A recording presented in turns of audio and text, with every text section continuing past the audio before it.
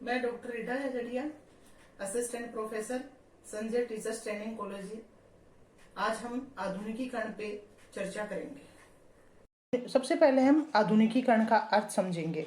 वर्तमान संदर्भों में हम दो शब्दों का प्रयोग प्राय बहुत अधिक करते हैं। एक तो प्राचीन भारतीय संस्कृति तथा दूसरा आधुनिकीकरण।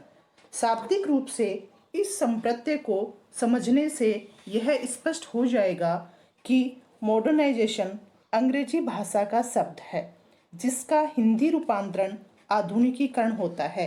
अंग्रेजी भाषा के मॉडर्न शब्द की उत्पत्ति लैटिन भाषा के मोडो शब्द से हुई है। इसी शब्द को आधार मानकर समाजशास्त्रियों द्वारा आधुनिकीकरण, आधुनिकता, आधुनिकतावाद आदि शब्दों का विकास किया है और ये शब्द किसी न किसी रूप में प्रचलित हैं। आधुनिकीकरण का संप्रत्यय समझने के लिए कुछ मैं आपको डेफिनेशन बता रही हूँ। कोठारी आयोग के अनुसार आधुनिक समाज को निम्नांकित शब्दों द्वारा स्पष्ट किया है। आधुनिक समाज की प्रमुख विशेषता आधुनिकतम, वैज्ञानिक तथा तकनीकी ज्ञान के साथ अनुकूलन है। W.B. मूर के अनुसार आधुनिकीकरण एक क्रांतिकारी परिवर्तन है जो एक परंपरागत या पूर्व आधुनिक समाज को पश्चिमी विश्व के विकसित, आर्थिक रूप से संपन्न और अपेक्षाकृत राजनीतिक रूप से स्थिरता वाले देशों की तकनीकी और संबद्ध सामाजिक संगठन के प्रकारों की ओर ले जाता है। अतः इन परिभाषाओं को देखते हुए इससे यह निष्कर्ष निकलता है कि आधुनिकीकरण की प्रक्रिया सामाजिक जीवन के प्रत्येक क्षेत्र को प्रभावित करती है। अब हम आगे देखेंगे कि आधुनिकीकरण की प्रक्रिया में शिक्षा का क्या योगदान है। सबसे पहले हम बात करते हैं कि आधुनिकीकरण की प्रक्रिया में शिक्षा का योगदान में यह परिवर्तन स्वीकार करने के लिए मानसिक तैयारी। सर्वप्रथम शिक्षा समाज को मानसिक रूप से तैयार करती है जिससे समाज के सदस्य आधुनिकीकरण को स्वीकार करने के लिए तैयार होते हैं। आधुनिकीकरण की प्रक्रिया में ज्ञान एवं शिक्षक की भूमिका सबसे महत्वपूर्ण होती है। शिक्षक ही परिवर्तन की मानसिक तैयारी करने का कार्य करके आधुनिकीकरण को संभव बनाता है। दूसरा है संकुचित मानसिकता दूर करने के लिए व्यक्ति की मानसिकता में मुक्तता लाना शिक्षा का कार्य है। भारत सदियों से गुलामी की जंजीरों में जकड़ा रहा। परिमाणतः अस्तित्व को बनाए रखने के लिए भारतीय समाज वर्ण व्यवस्था को छोड़कर जाति व्यवस्था पर आ गया। जाति में भी उपजातियों का जाल बिछा हुआ है। स्वतंत्रता प्राप्ति के पश्चात इस संकीर्णता को समाप्त करना आवश्यक समझा गया। संविधान द्वारा इसे समाप्त करने की घोषणा की गई तथा कई प्रकार के प्रावधान भी किए गए। इस कार्य हेतु विद्यालयों में पाठ्यक्रम में शासन की नीतियों में परिवर्तन किया गया। अतः शिक्षा से समाज में व्याप्त संकीर्णता, कुरीतियां आदि समाप्त होती हैं और समाज आधुनिकीकरण को स्वीकार कर लेता है। तीसरी बात, विश्व को ज्ञान प्रदान करने के लिए अर्थात विश्व का ज्ञान शिक्षा से ही दिया जाता है। विश्व की जानकारी दृष्टिकोण विस्तृत करता है। मानव एक अनुकरणीय प्राणी है अर्थात मानव है वो अनुकरण करके चलता है। जो बात समाज या व्यक्ति के लिए उपयोगी होती है मानव उसे ग्रहण कर लेता है और जो अनुपयोगी होती है उसे त्याग देता है।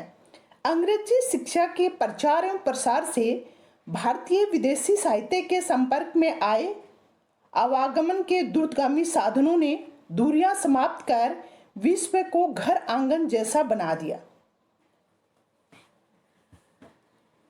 विज्ञान एवं तकनीकी विकास द्वारा आधुनिकीकरण की प्रक्रिया में भौतिक पक्ष में विज्ञान एवं तकनीकी का विकास होता है।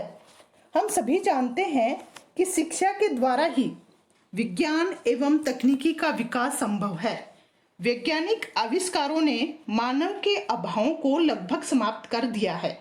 मानव ने नवीन प्रौद्योगिकी का सहारा लेकर नक्षत्रों पर विजय प्राप्त कर ली है। चिकित्सा, यातायात, संदेश एवं संचार, कृषि, शिक्षा आदि के क्षेत्र में नवीन कीर्तिमान स्थापित किए हैं।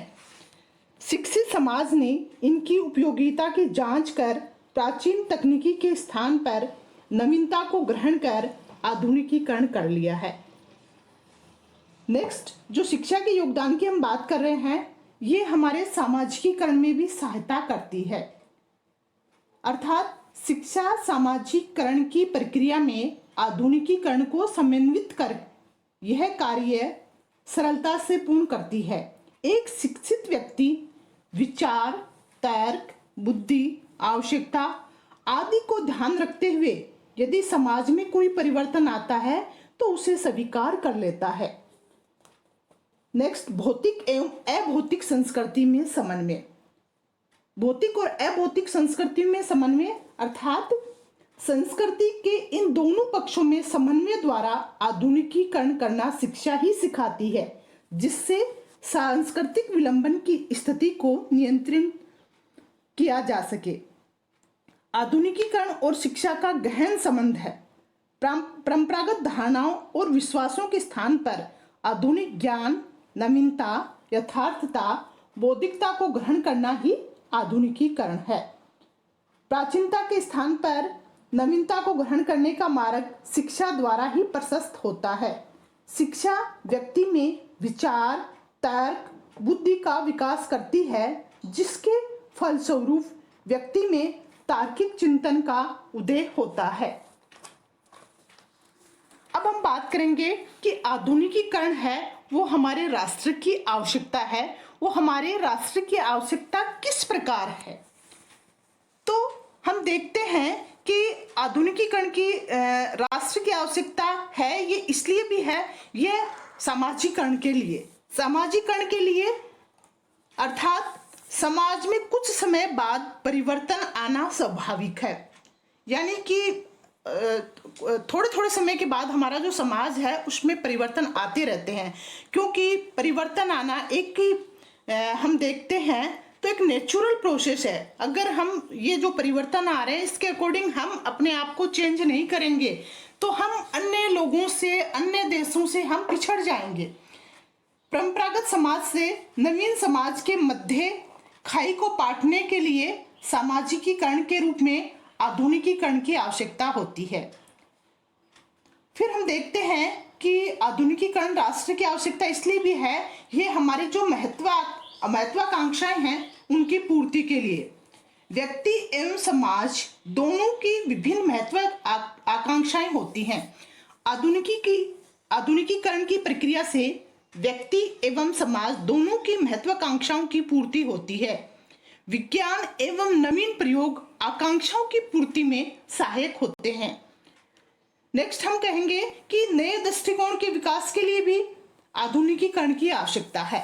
आधुनिकीकरण की प्रक्रिया में नवीन ज्ञान प्राप्त होता है जो प्रचलन में है।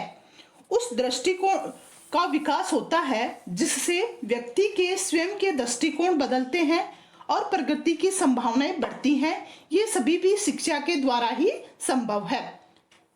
नेक्स्ट, हम कहेंगे कि सांस्कृतिक विलंबना को रोकने के लिए अर्थात आधुनिकीकरण की प्रक्रिया सांस्कृतिक विलंबना को नियंत्रित करने का कार्य भी करती है और जो भौतिक और अभौतिक जो संस्कृति है उसके मध्य संतुलन स्थापित करती है। और आज हम देख रहे हैं कि हमारे समाज में नए नए नवाचार आ रहे हैं, तो नवाचारों के लिए भी आधुनिकीकरण की आवश्यकता है। नवीनतम प्रयोग, शिक्षा एवं समाज में हो रहे नवाचारों को ग्रहण करने की मानसिकता तैयार करने का कार्य आधुनिकीकरण की प्रक्रिया से ही संभव है। अब हम बात करेंगे कि जो भारतीय समाज है, तो भारतीय समाज के आधुनिकीकरण के लिए शिक्षा का क्या महत्व है। कहा जाता है